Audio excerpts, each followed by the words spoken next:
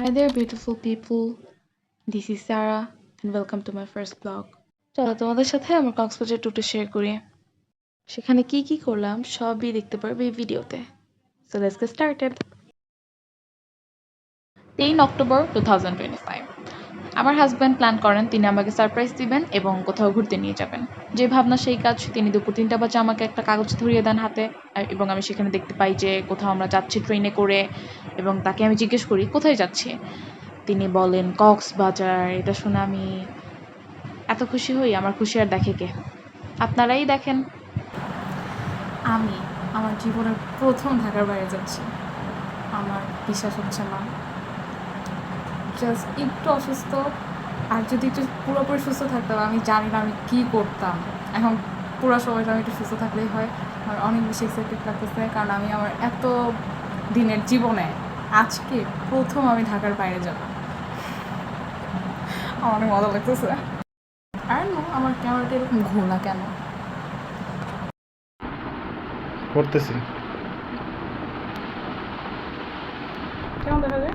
ভালো। এখন বলো তুমি এরকম করলা কেন? অন্যের ভিডিও দেখে তো বলো এমন ঢং করে কেন? অন্য ঢং করে তুমি তো করতেছো না। যেহেতু এটা সারপ্রাইজ ছিল, আমি আগে থেকে কিছুই জানতাম না। আমি 10 তারিখ দুপুর 3টা বাজে জানতে পারি এবং সন্ধ্যা 6টা বাজে আমরা বের হয়ে যাই বাসের জন্য। আমাদের ট্রেন আসার কথা ছিল রাত 11টা 15-এ এবং আমরা 9টা বাজে স্টেশনে পৌঁছে যাই। ওদিন ঢাকার ওয়েদার ছিল খুবই সুন্দর, শুধু বৃষ্টি হচ্ছিল, রাস্তাঘাট একদম ভেজা ছিল। এত সুন্দর ওয়েদারে জার্নি করতে আরো বেশি ভালো লাগতেছিল। বাসে থাকাকালীন আমার এক্সাইটমেন্ট শেষই হচ্ছিল না, আমার অনেক বেশি ভালো লাগতেছিল। আমার মনে হচ্ছিল আমি সবকিছুই স্বপ্ন দেখছিলাম। আমরা ঢাকা বিমানবন্দর রেলওয়ে স্টেশন থেকে ট্রেনে উঠি। যেহেতু আমরা 6টার পরপর বাসা থেকে বের হই, আমাদের পৌঁছাতে প্রায় 2 থেকে 2.5 ঘন্টা সময় লাগে এবং 9টার মধ্যেই আমরা স্টেশনে পৌঁছে যাই। এখানে আমি ঢাকাকে গুড বাই করছিলাম, কারণ আমি প্রথমবার ঢাকা থেকে অন্য কোথাও যাচ্ছি, তাই আমার খুশি দেখে কে।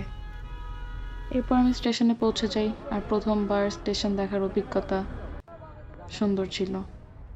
তারপর আমি হেঁটে হেঁটে সুন্দর করে স্টেশনের ভিতরে চলে যাই আর সব কিছু ঘুরে ঘুরে দেখছিলাম।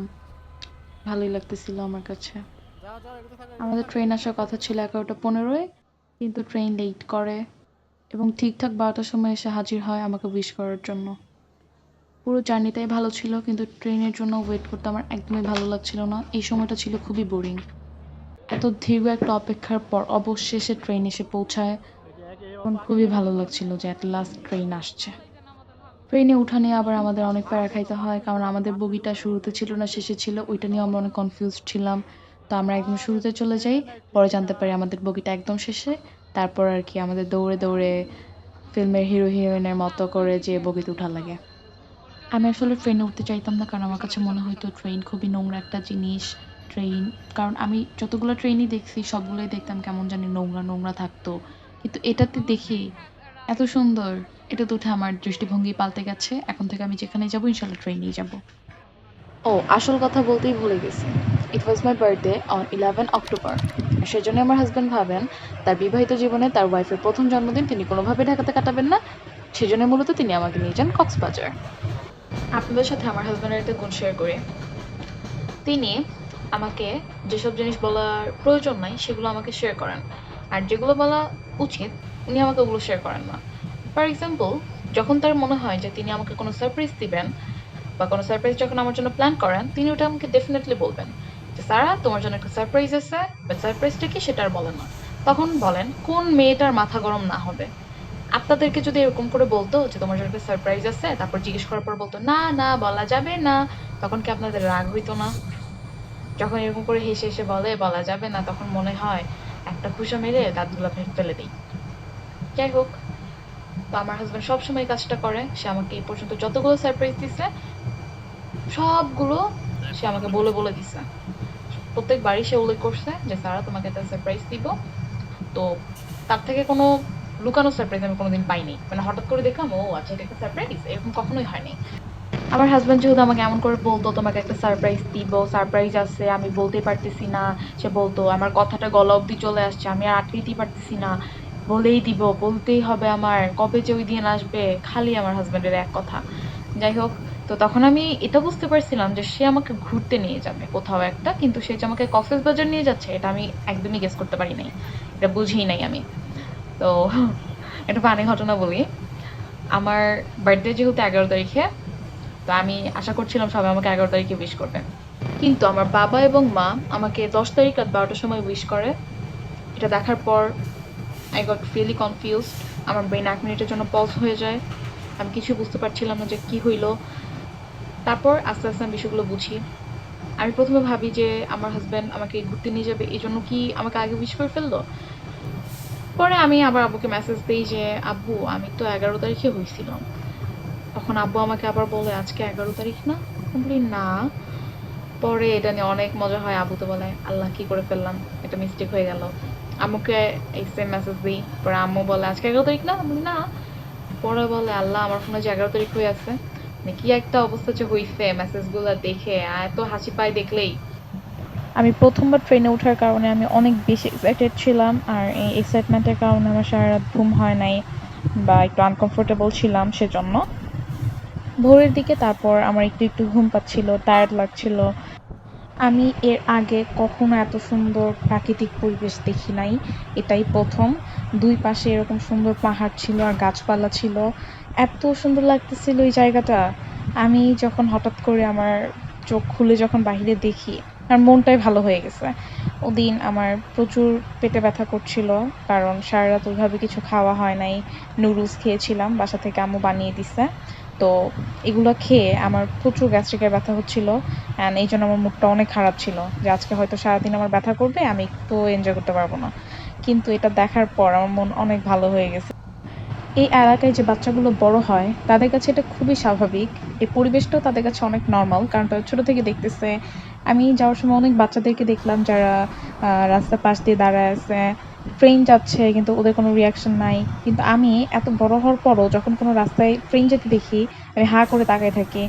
ট্রেন যাইতেছে, ছোটবেলায় হইতো না যে রাস্তার মধ্যে কোনো ট্রেন যেতে দেখলে আব্বু আম্মু দেখাইতো যে দেখো ট্রেন যাচ্ছে, ওরকম আমি এখনো রাস্তার মধ্যে কোনো ট্রেন দেখলে হাঁ করে তাকায় তাকায় দেখি যে ট্রেন যাইতেছে। কিন্তু এখানকার বাচ্চাগুলো এগুলো দেখে দেখে এতটাই অভ্যস্ত, তাদের কাছে এগুলো এখন আর কোনো বিষয়ই না। তারা ট্রেন গেলে সেটাও দেখে না, বা এই পরিবেশটাও তাদের কাছে খুবই স্বাভাবিক। হ্যালো গাইস, আমরা দীর্ঘ 9 ঘন্টা ট্রেন জার্নি করে এখন গন্তব্যস্থানে পৌঁছে গিয়েছি, অনেক মজা লাগছে। আচ্ছা, এরপর আমি আবার সেই পেঙ্গুইনের মতো করে হাঁটতে হাঁটতে স্টেশন থেকে বের হই দেখার জন্য। আমি এটা কখনো কোনো ভিডিওতেও দেখি নাই, প্রথম দেখছি, অবাক হচ্ছি, ভালো লাগছে। এরপর এখান থেকে আমরা বের হয়ে ডাইরেক্ট আমাদের হোটেলে চলে যাই। এরপর সে চাইতেছিল যে কোনো একটা অটো নিয়ে হোটেলে যাওয়ার জন্য, কি একটা ভিউ নাকি সে দেখাবে, এই জন্য অটোতে গেলে বেটার হবে। পরে আমি অটো ড্রাইভারদের ভাড়া শুনে আমার মাথাই ঘুরে গেছে যে এত টাকা দিব একটা এইখান থেকে এখানে যাওয়ার জন্য। কয়েকটা অটোকে জিজ্ঞেস করার পর আমরা দুইজনই অনেক ডিসঅ্যাপয়েন্ট হই তাদের ভাড়া শুনে। এরপর আমি তাকে বলি এত টাকা ভাড়া দিয়ে আমি কোনোভাবেই অটোতে যাব না। এই জন্য আমরা দুজনই বাসে উঠে সুগন্ধায় নেমে যাই, আর আমাদের ভাড়া নিয়েছিল মাত্র 40 টাকা। আমার জামাই মূলত আমাকে বঙ্গোপসাগরের ভিউটা দেখানোর চেষ্টা করছিল, অ্যান্ড আমি ওটা দেখেছিও, যেটা আমি এর আগে কখনো দেখি নাই, অ্যান্ড ভিউটা খুবই সুন্দর ছিল, মারাত্মক। অনেক একটা লম্বা জার্নির পর আমরা অ্যাট লাস্ট হোটেলে চলে আসছি। এখন আমাদের একটু ওয়েট করতে হবে, কারণ চেক আউট হচ্ছে 11টার সময়। তো এই যে ওয়েট করতেছি বসে বসে, কালকে থেকে ওয়েট করতেছি। গতকাল সন্ধ্যা 6টার সময় আমরা বাসা থেকে বের হয়েছি, অ্যান্ড আমরা পৌঁছে গেছি হচ্ছে 9টায়, আর আমার ট্রেনে উঠছে 12টায়। পুরো 3 ঘন্টা ওয়েট করছি ওখানে, কারণ এখানে এসে ওয়েট করতে হচ্ছে, শুধু ওয়েটই করা লাগতেছে, মানে ধৈর্য পরীক্ষা হচ্ছে আমাদের। হ্যাঁ, যেহেতু আমাদের হোটেলে চেক আউটের সময় ছিল 11টা, এবং আমরা প্রায় 9টার পরপরই পৌঁছে গিয়েছিলাম, তো এত একটা সময় আমরা কি করব বুঝতে পারছিলাম না। তারপর আমি তাকে বললাম যে চলো তাহলে আমরা একটু বেশি দেখে আসি, যেটা আমি কখনোই দেখি নাই। অ্যান্ড সে আমাকে নিয়ে আসতে চায় নাই প্রথমে, পরে আমাকে এখানে এনে দাঁড় করিয়ে দিচ্ছে, বলে নিচের দিকে তাকায় থাকবা, তুমি ওপর দিকে তাকাবা না, যখন আমি বলবো তখন তাকাবা। অ্যান্ড এটা দেখে আসলে আমার অনেক ভালো লাগে, মানে এত সুন্দর লাগতেছিল প্রথমবার সমুদ্র দেখার যে এক্সপিরিয়েন্স, এটা অনেক সুন্দর, অনেক। আর এই সুগন্ধা বিচের প্রতি আমার এত একটা ভালোবাসা তৈরি হয়ে গেছে। প্রথম দিন আমি একটা ঘোরের মধ্যে ছিলাম, আমার কিছু বিশ্বাস হচ্ছিল না, তো আমি খুব একটা এনজয় করতে পারি নাই। আবার যেমন বলছিলাম যে আমার পেটে ব্যথা ছিল, গ্যাস্ট্রিক ছিল, তো সব মিলিয়ে একটু অসুস্থ অসুস্থ ভাব। তো আমি খুব একটা এনজয় করতে পারি নাই, কিন্তু দ্বিতীয় দিন আমি অনেক এনজয় করছি আলহামদুলিল্লাহ, খুবই ভালো লাগছে। আর বিচ দেখে আমি জাস্ট অবাক যে সমুদ্র এত সুন্দর হয় মাসাল্লাহ। আমার কাছে আগে মনে হতো যে পাহাড় হয়তো বেশি সুন্দর। আমি জানি না, আমি কখনো কক্সবাজার যেতে চাই নাই। আমি তাকে বলছিলাম যে আমরা প্রথম যখন ঘুরতে যাব তখন আমরা সেন্ট মার্টিন যাব প্রথমে। তো এখন যেহেতু সেন্ট মার্টিন যাওয়া যায় না, আমার হাজব্যান্ড বলছে এখন যাওয়া যায় না, তো আবার এখন আমরা সেন্ট মার্টিন অ্যাফোর্ডও করতে পারবো না। এই জন্য মূলত আমরা কক্সবাজার যাওয়া, কিন্তু আমার খুব ইচ্ছা ছিল যে আমরা প্রথম সেন্ট মার্টিনেই যাব। হয় নাই, ইনশাল্লাহ হবে, পরে কোনো দিন যাব, খুব ইচ্ছা আমার। আমি কক্সবাজার যাওয়ার আগে আমার কক্সবাজারের প্রতি কখনো কোনো ফ্যাশনেশন কাজ করে নাই, কিন্তু যাওয়ার পর আমার ধারণাই বদলে গেছে and I am in love with Cox's Bazar, you know. আমি ভাবতাম কক্সবাজার যেতে আসলে অনেক টাকার প্রয়োজন, যেটা আমরা কখনো অ্যাফোর্ড করতে পারবো না, কিন্তু আসলে এত প্রয়োজন হয় না। মিনিমাম হচ্ছে 10,000 টাকা হলেই ঘুরে আসা যায়, অ্যান্ড আমরা যেহেতু স্টুডেন্ট তা আমরা বাজেট ফ্রেন্ডলি সব কিছু খুঁজি, বাজেট ফ্রেন্ডলি কিছু পাওয়া গেলে সেটাই আমরা করি। অ্যান্ড এই যে আমরা হোটেলে চলে আসছি, আমাদের হোটেলটাও খুব আমাদের বাজেট ফ্রেন্ডলি ছিল। এই হোটেলে আমাদের পার নাইট দিতে হয়েছে 1100 টাকা, যেটা আসলে আমাদের জন্য খুবই ভালো ছিল। অ্যান্ড এখানে যে শুধু এরকম বেডরুম তা না, এখানে সব ধরনের বেডরুমই আছে। আর পরিবেশটাও ভালো ছিল, সুন্দরই ছিল, আমার কাছে পছন্দ হয়েছে, কারণ এর চেয়ে বড় এখন কোনো বেডরুম নেওয়া আমাদের জন্য সম্ভব ছিল না। বাট আলহামদুলিল্লাহ এটা অনেক সুন্দর ছিল, আমার কাছে পছন্দ হয়েছে। হোটেলে সব কিছুই ঠিক ছিল, ভালোই ছিল, কিন্তু নিজের বাসার মতো কেন যেন আমি এনজয় করতে পারি না, নিজের মতো করে গুছাতে পারি না, পরিষ্কার করতে পারি না, তো একটু আনহাইজেনিক লাগে সব কিছু। তাছাড়া সব কিছু ঠিকই ছিল। এখানে যাওয়ার পর আমি একটা জিনিস বুঝলাম যে আমার এত জামা কাপড় নেওয়ার আসলে কোনো প্রয়োজনই ছিল না, যেগুলো আমি পরতেই পারি নাই। আমার বিচে পরার মতো, যেগুলো পরে আমি পানিতে নামতে পারবো বা আমার ড্রেস নষ্ট হবে না, ময়লা হবে না, আমার এরকম জামা কাপড় নেওয়া উচিত ছিল। তো যেহেতু আমি আহ, ওদিন 3টার সময় জানতে পারি এবং আমার হাতে মাত্র 2 ঘন্টার বেশি সময় ছিল, 3 ঘন্টা ছিল, আমরা 6টার সময় বের হয়ে যাই। তো এতটুকু সময়ের মধ্যে আমি আসলে বুঝতে পারছিলাম না কোনটা নিব, কোনটা রেখে যাব। জামা কাপড় আয়রন করার প্রয়োজন ছিল, কিছু কিছু জামা কাপড় আমি পরিও নাই। তারপর আমি বুঝতে পারলাম যে এত কিছু আসলে নেওয়ার কোনো প্রয়োজন ছিল না আমাদের। যাই হোক, প্রথমবার গিয়েছিলাম, এরপরে গেলে আবার ইনশাল্লাহ আরও বেটার হবে। এখানে যাওয়ার পরের একটা বাজে অভিজ্ঞতা আমি শেয়ার করি। কক্সবাজারের খাবারগুলো খুবই অন্য টেস্টের, আমি খারাপ বলবো না, কারণ ওগুলো লোকাল খাবার, ওখানে মানুষজন ওভাবেই খায়। কিন্তু আমি যেহেতু প্রথমবার ঢাকার বাইরে গেছি এবং এরকম খাবার আমি কখনো খাই নাই, তাদের প্রত্যেকটা খাবারের টেস্ট ছিল ডিফারেন্ট। আমার কাছে ঘুরে খুবই ভালো লাগছে, কিন্তু খেয়ে আমার কাছে কোনো কিছুতেই খুব একটা তৃপ্তি আসা নাই, মজা করে আমি কিছুই খেতে পারি নাই। তবে হচ্ছে আমি একদিন রাতে গ্রিল আর নান খেয়েছিলাম, ওইটা বেটার ছিল, ভালো ছিল। এবং আরেকদিন আমরা ভাবছিলাম যে ভাত বা রুটি এগুলো খেয়ে আমাদের হবে না, এগুলো আমরা খাইতেই পারবো না, আমাদের টেস্টের না। পরে আমরা ভাবলাম যে মোরগ পোলাও ট্রাই করি, কিন্তু মোরগ পোলাও আমরা আর খুঁজে পাচ্ছিলাম না, কারণ আমরা যেখানেই যাচ্ছিলাম ওনারা আমাদেরকে মোরগ পোলাও হিসেবে বিরিয়ানি দেখাচ্ছিল। আমি আসলে জানতাম না যে মোরগ পোলাওকে চিকেন বিরিয়ানি বলে। পরে একজনকে বললাম যে মোরগ পোলাও কি এটা? পরে উনি বলল হ্যাঁ, এটাকে এখানে মোরগ পোলাও বলে।